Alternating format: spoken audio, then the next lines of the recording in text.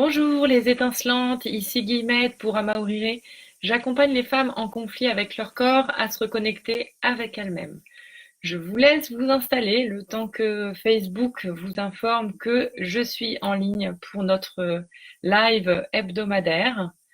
Je vous propose de prendre ce moment avec une tasse de thé, avec un verre d'eau et de vous poser pour échanger avec moi aujourd'hui sur la question du désir, de la perte de libido. Profitez-en pour prendre une grande respiration, pour vous installer dans votre corps, dans vos sensations, pour détendre ce qu'il y a à détendre. Bienvenue parmi nous.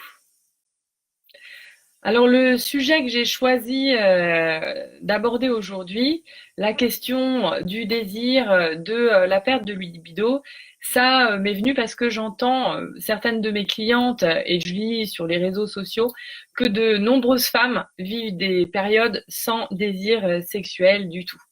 Certaines en sont contrariées et d'autres pas du tout. Alors ces dernières se rendent pas forcément compte que les conséquences de leur inactivité sexuelle ne concernent pas uniquement la qualité de la relation avec leur conjoint, mais que ça a des conséquences aussi sur bien d'autres pans de leur vie. Alors, tour de table, à qui d'entre nous n'est-ce pas arrivé? Dites-moi par un smiley clin d'œil qu'effectivement vous connaissez cet état passager ou qui dure de ah bah là, perte de libido à fond, plus de désir du tout. Bonjour Valérie, bonjour Marie, bonjour Dara, ça me fait plaisir de vous voir. On est en train d'aborder le sujet de la perte de libido et je vous demandais si c'était un état que vous avez connu, que vous connaissez parfois dans votre vie. Et je vous proposais de le manifester par un petit smiley clin d'œil en disant ça me parle ce que tu dis.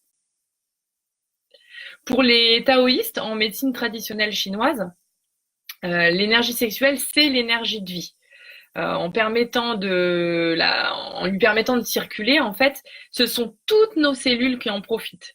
Donc notre corps physique, c'est sûr, mais notre gestion émotionnelle aussi. Alors pourquoi est-ce que c'est si facile pour certaines de s'en passer? On entend que les femmes ont moins de besoins que les hommes, que c'est physiologique. Moi, je veux bien lire les études qui le prouvent, hein. Ce que je crois, c'est que les femmes, elles ont au choix soit cette capacité à sublimer, à se nourrir autrement par la créativité ou par la danse, soit cette capacité à complètement s'oublier, à être tellement tourné vers les autres, notamment quand on a des enfants, etc., qu'on s'en oublie complètement. Alors, à votre avis, à la question pourquoi est-ce que c'est si facile de se passer de sexualité quand on est une femme? Est-ce que c'est parce que, on sublime, on fait les choses autrement, ou deux, c'est parce que on a tendance à s'oublier? Quel est votre avis? Dites-moi. Un, deux. Bonjour Réa. Valérie nous dit je suis en plein dedans. Oui, effectivement, on a tous des périodes comme ça un peu compliquées. Alors, je vous laisse le temps de me répondre, parce qu'il y a toujours un petit décalage avec Facebook. Pour certaines femmes, cette perte de libido, elle est vécue comme un drame. Elles voudraient, elles voudraient avoir envie, elles voudraient encore sentir les papillons dans le ventre, l'appel de leur sexe, l'appel de leur corps, quoi. Et elles attendent, elles sont attentives et tristes et de rien éprouver de tel. J'ai un 2. Ouais, donc là, tu confirmes que cette hypothèse de s'oublier, d'être tellement tourné vers les autres que finalement la sexualité peut perdre tout intérêt. Tu parles du yoga, donc là, on serait sur le 1, sur cette opportunité de sublimer, de profiter, de faire vibrer les énergies autrement, qui fait qu'on a moins besoin de passer par les sexualités pour ça. Bon, quand est-ce que ça arrive, ces pertes de libido, de sexualité? Parfois, des événements sont identifiés. On a une explication qui console pendant un temps, soit après une grossesse, après un drame, après un accident. Parfois, on n'a pas d'explication. Ça s'étiole tout simplement. Pendant un temps, on a mis des petites croix dans le calendrier pour nourrir son conjoint régulièrement, puis on a cessé cet effort. Pourquoi ça arrive, à votre avis?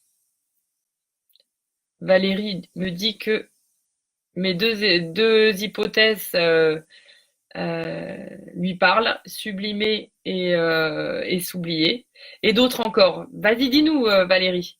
Dis-nous, pourquoi ça arrive? Pourquoi on a tendance à, à négliger ce pan de notre vie, à ne plus avoir envie, à ne plus être intéressé par la sexualité?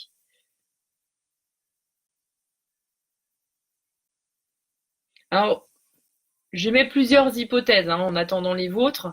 Mais la première, ça pourrait être, je suis coupée de mon corps, je suis coupée de mes sensations. Mon corps, il est trop changé par la grossesse, par la maladie. Bref, il y a une coupure avec mes sensations. La deuxième hypothèse que qu'on pourrait avoir, c'est j'ai un rythme effréné. Il n'y a plus d'espace pour moi. Il y a le cododo, j'ai les enfants dans mon lit. Je suis trop fatiguée, j'ai trop de boulot, je suis en rush, j'ai trop. Bref, il y a cette hypothèse-là aussi. La troisième, ce serait je suis insatisfaite de ma relation de couple. Et il m'énerve. Et puis enfin, il y a une hypothèse pas des moindres, qui serait celle de, on a une vision erronée de la sexualité en fait. On la voit comme, ça nous est présenté et on la voit comme une activité sportive en fait, à but orgasmique, et ça nous fatigue avant même d'avoir commencé. Alors, si vous me suivez régulièrement sur ma page, vous avez pu voir mes partages sur la sexualité consciente, notamment via mes vidéos d'entretien avec Anne et Jean-François Descombes, qui organisent des stages Faire l'amour en conscience. Aujourd'hui, je ne vais pas développer ce sujet de la sexualité dans le couple, ni vous proposer une autre vision de la sexualité. Comme le dit Valérie, la sexualité qu'on vit ne nous convient pas ou plus, exactement. Alors, tu le sens, c'est une hypothèse que j'émets. Il y aurait tant de choses à dire. Alors, pour celles qui veulent en savoir plus sur euh, un autre type de sexualité que celle communément admise, que celle qu'on appelle la sexualité conventionnelle, je vous invite à regarder mes vidéos sur la page ou sur mon blog par rapport à la sexualité consciente. Aujourd'hui, j'ai envie de vous parler de votre sexualité à vous, en fait, perso, de femme, votre désir de femme. Pas forcément de la sexualité partagée, c'est pas le sujet. Vous savez que j'aime bien vous partager des trucs et astuces du corps, simples, naturels, existants. Je vous ai parlé de la respiration, je vous ai parlé du cycle menstruel. Sur mon blog, vous trouverez aussi des choses sur vos 5 sens, sur la gestion des émotions, en vidéo ou par écrit. Vous pouvez me retrouver aussi dans le magazine Grandir autrement à ce sujet-là. Mais en ce qui concerne la sexualité, en termes de pratique naturelle, il y a la masturbation. Tout le monde le fait, ou presque, mais personne n'en parle. Je pense que niveau tabou, on est au max de ce qu'on peut faire, je crois. Par curiosité, sur une échelle de 1 à 5, 5 étant la gêne maximum, aborder ce sujet-là, ça trouve quel écho en vous? Ne pensez pas, ressentez, et dites-moi entre 1 et 5 très spontanément comment vous vous situez pour aborder le sujet de la masturbation. Si c'est 1, c'est aucun problème, on en parle. Si c'est 5, c'est ah non, là on dépasse les limites imposées. Je vous écoute et je déroule le fil.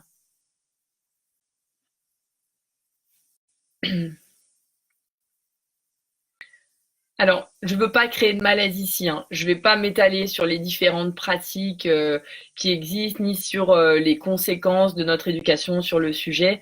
Certains sites sont très bien faits, comme Oh My God Yes, je ne sais pas si vous connaissez, OMG Yes, hein, je vous invite à aller regarder pour ne citer que celui-là. J'ai prévu d'écrire un article dans un prochain numéro de Grandir autrement sur l'éducation sexuelle et on reviendra forcément sur cette question de ce qu'on a reçu et ce qui s'est imprimé en nous avec nos premiers pas sur la masturbation. Alors là, on a dans les commentaires à égalité 1 et 5. Donc il y en a qui sont très à l'aise sur cette question de la masturbation et il y en a qui le sont pas du tout. Bref, de toute façon, je vais pas m'étaler plus, je voulais juste vous planter cette petite graine dans votre tête. Reste que si la femme évalue son désir en fonction des sensations liées à la masturbation ou à ses expériences passées, elle s'induit en erreur finalement. Il existe une autre pratique moins taboue qui permet de renouer avec douceur avec sa sexualité, avec son sexe. Camille en a parlé récemment sur le groupe, c'est pour ça que j'avais envie de vous en parler aujourd'hui. Il s'agit des œufs d'Ioni. Alors, qui parmi vous sait de quoi il s'agit? Les œufs d'Ioni. Les œufs d'Ioni, les œufs de jade, on en entend de plus en plus parler.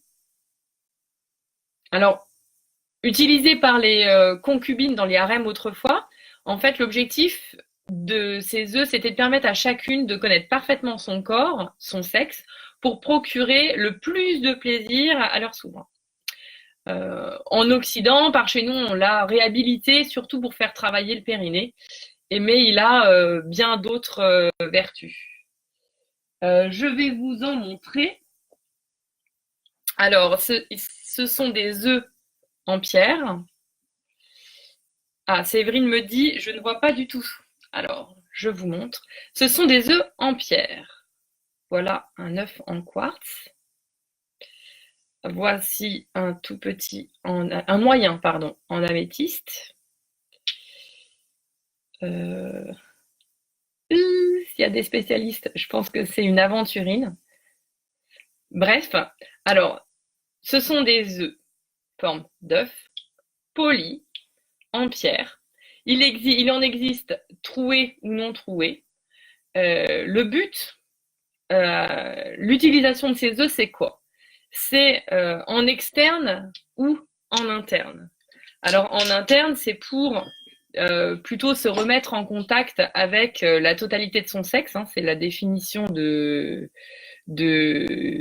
yoni, de la yoni, ça veut dire le sexe féminin en sanskrit.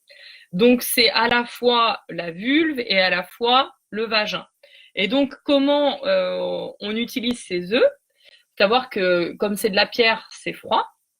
Donc on les utilise en externe pour leurs vertus, notamment de lithothérapie, puisque chaque pierre a un pouvoir, a une qualité particulière en termes d'énergie qui peut nous être transmise. Donc on peut partir en exploration avec cet œuf, soit au niveau de notre vulve, etc., soit carrément en profiter et le laisser être aspiré par le vagin. Alors j'entends peut-être celles qui ne connaissent pas du tout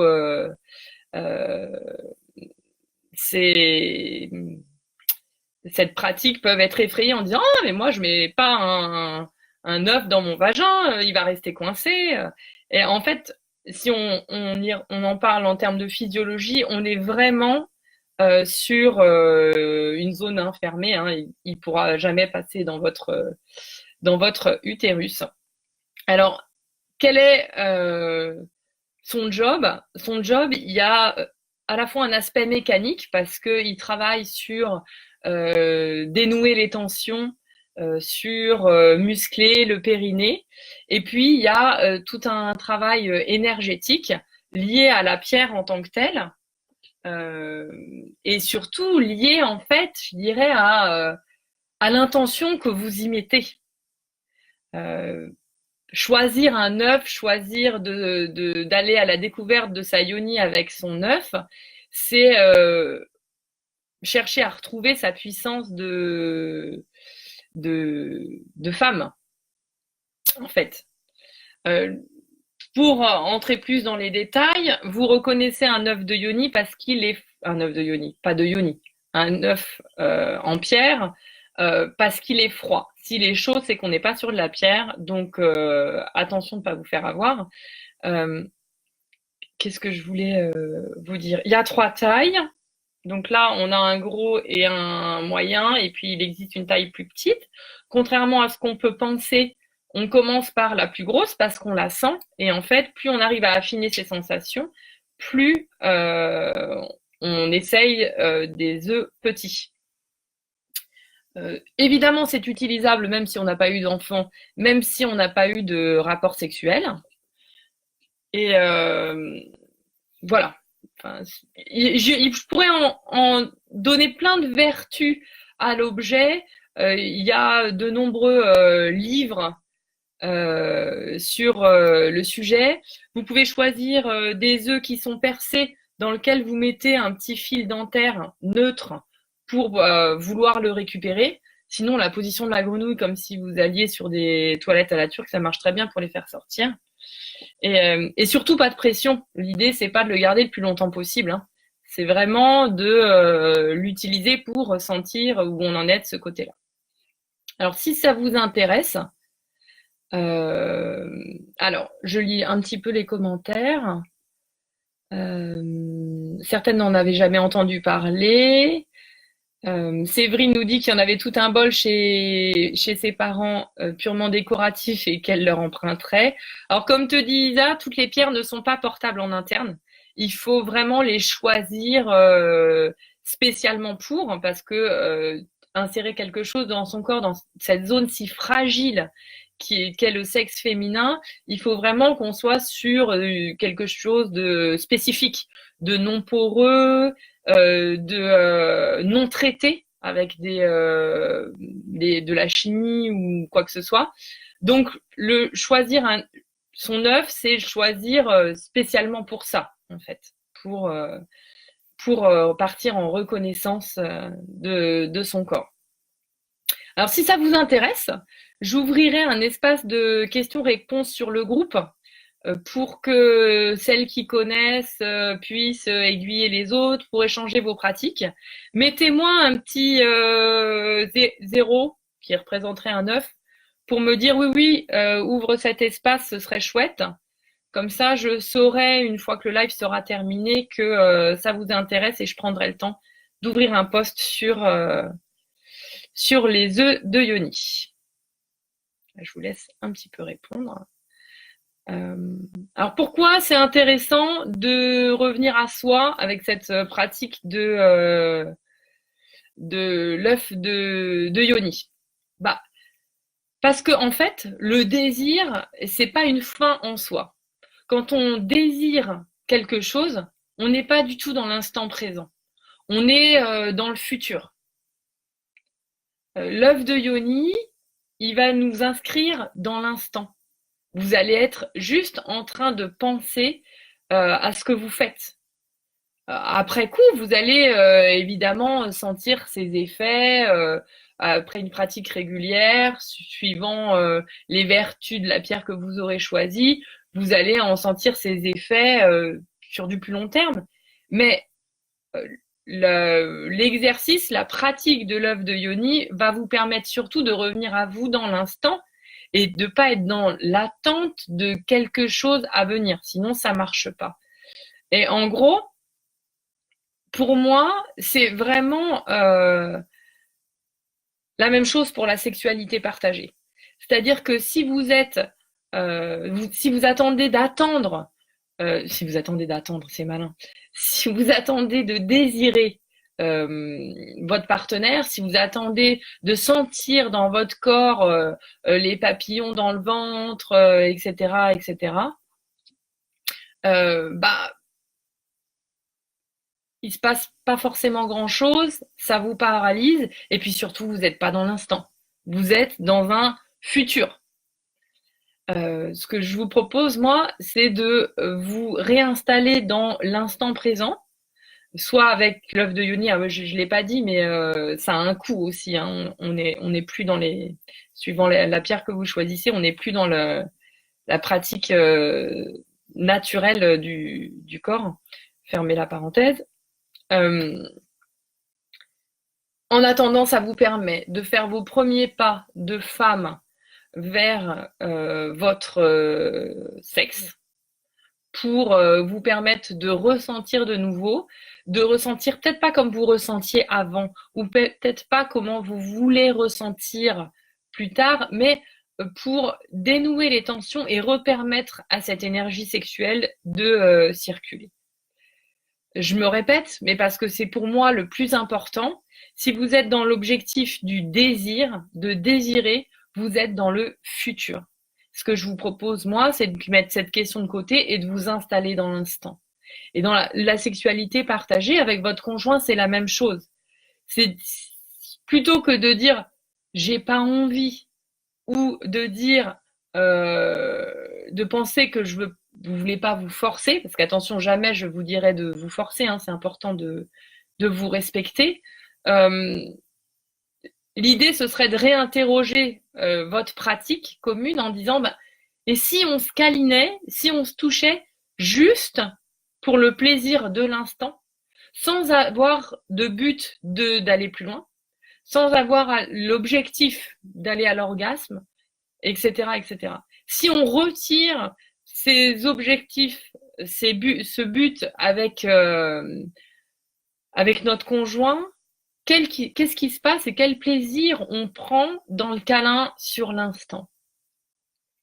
Alors un petit truc et astuce que je voulais ajouter à ça pour la question de la sexualité partagée, pour toutes celles qui se sentent enfermées dans leur propre corps et dans leur perte de libido, il y a une chose qui marche très très bien, c'est juste de dormir nus l'un contre l'autre. Alors on va entendre beaucoup parler de cette histoire de peau à peau pour les nourrissons. Quand ils viennent de naître, de plus en plus de maternité, etc. On va beaucoup en parler de l'importance du peau à peau. Mais entre adultes aussi. On en a tellement besoin de ce peau à peau pour faire circuler cette énergie sexuelle, pour créer le lien entre nous, pour que nos hormones, les ocytocines se déploient et que l'attachement soit renforcé. Alors peut-être qu'il y a des périodes où effectivement vous n'avez pas de désir. Moi, je vous propose de continuer à vous mettre l'un contre l'autre, à vous câliner si vous êtes à deux, en lâchant votre objectif, ou d'aller à la rencontre de vous-même avec l'œuf de Yoni par exemple, pour vous reconnecter à vos sensations. Voilà la petite graine que je voulais planter aujourd'hui. Quelles sont les sensations espérées, Chloé me demande.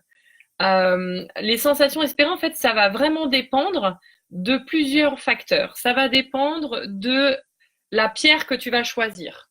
Elles ont toutes des vertus différentes. Je ne pourrais pas te les redonner parce que ça fait longtemps que je les ai pas utilisées, mais enfin, elles se trouvent facilement sur Internet. Je crois qu'il y a des sites comme leseudionie.com qui ont aussi un super groupe sur Facebook. Il y a les œufs de Lilou. Donc, ça dépend des vertus de la pierre que tu choisis, de l'intention que tu y mets. Si tu te fixes, je vais dire, quelques objectifs, etc., que tu as l'intention de calmer ta colère, que tu as l'intention de dégager tes mémoires. Qu'est-ce que je pourrais te dire? Qu'est-ce qu'il y a comme autre vertu? il y a des vertus purement mécaniques, comme je te l'ai dit au départ. Il y a des vertus plus énergétiques. Il faut choisir sa pierre en fonction de ce qu'on veut. Quand on veut ressentir plus d'amour, quand on veut se sentir plus protégé, etc., etc. Les sensations espérées, elles sont surtout liées à ce que tu as besoin, en fait. Hein. C'est comme, euh, c'est comme nombre de pratiques énergétiques. Ça va, si tu n'en as pas besoin, ça va pas marcher, je dirais. Euh, mais je dirais que ça marche forcément dans le sens où ça te permet de prendre un temps pour toi en lien avec ton corps et que sinon on le fait pas. Quoi. Alors, Za nous dit tout à fait pour les câlins, mais bon, le conjoint, pas forcément sur la même longueur d'onde. Effectivement, bah, ça se parle, quoi. Pas facile qu'il partage cet avis. Si je lui propose juste d'être dans les bras ou l'un dans l'autre, je sens bien qu'il espère plus. Alors, attention, c'est exactement ça ce que tu dis, Valérie. Je sens bien ou j'imagine qu'il espère plus. Alors, déjà, ne projetons pas nos angoisses et nos peurs sur notre conjoint. Si vous lui dites, j'ai peur que tu espères plus et que tu sois frustré. J'ai peur de me sentir pas à la hauteur, etc. Euh, Laissez-le vous répondre. Laissez-le vous répondre. Si ça se peut, il vous dira non, mais moi, j'ai juste besoin d'être contre toi, j'ai juste besoin que tu sentir que tu m'aimes et j'ai pas forcément besoin de passer à la casserole tout de suite que tu passes à la casserole tout de suite si t'es pas prête et si t'as pas envie. Je pense que nos hommes, ils nous aiment et ils veulent le mieux pour nous en général. Donc, trouver un équilibre entre votre besoin et son besoin, ça se fait pas à pas. Si vous expliquez, bah voilà où j'en suis, c'est vrai qu'au niveau libido, c'est pas la fête entre nous, mais j'ai envie de revenir vers toi. Laisse-moi le temps. Est-ce qu'on peut y aller progressivement en commençant par se câliner en juste simplement sans objectif? Laissons les choses venir, mais surtout se parler et surtout ne pas imaginer ou penser pour l'autre. Je pense que c'est vraiment le plus gros piège. Za nous souligne qu'elle vient de sortir d'une crise en dormant nue depuis quelques jours, même si son conjoint ne l'était pas, et elle sent qu'elle revient à elle en faisant ça. Oui, tout à fait. Tout à fait. Pourquoi? Parce que nos sensations sont différentes. Avec les vêtements, on se coupe complètement aussi. Hein. Donc sentir la chaleur de l'autre, l'énergie de l'autre en étant nu, déjà, ça refait circuler la vôtre. Difficile de ne pas être dans la projection, souligne Valérie. Effectivement, c'est tout l'intérêt de communiquer là-dessus. Alors, j'ai prévu de proposer un webinaire là-dessus. Mardi 12 mars, vous êtes les premières à le savoir. Je vais vous partager les 5 raisons qui font qu'on ne se sent pas ou qu'on ne se sent plus désirante. Et je vais vous proposer 5 clés pour les dépasser. D'ici là, je vais vous partager sur la page et sur le groupe tout l'intérêt pour vous d'être une femme désirante. Voilà le programme.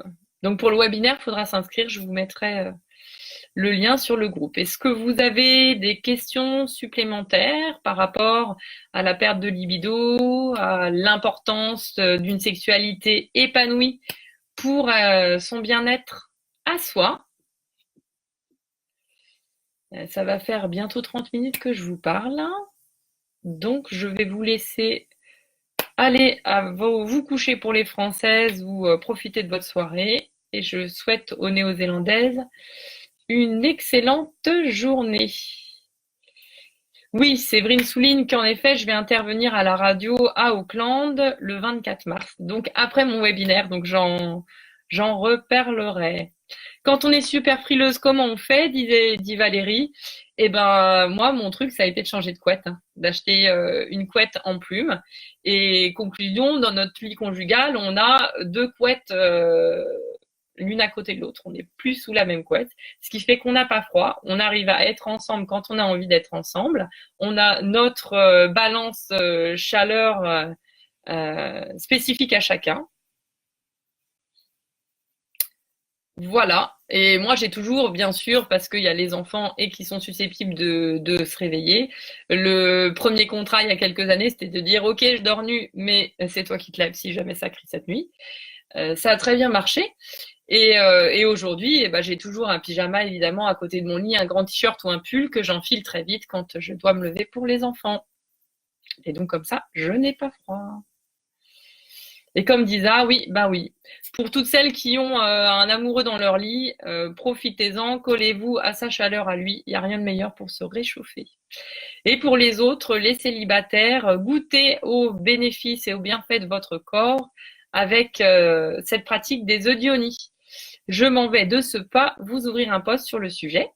Et je vous retrouve bientôt la semaine prochaine pour le prochain live et puis la semaine d'après pour le webinaire si ça vous intéresse. Donc sur un autre format avec plus de contenu et peut-être aussi des interactions, même c'est sûr, je répondrai à votre question en direct. Je vous souhaite à tous une excellente journée, nuit. À bientôt.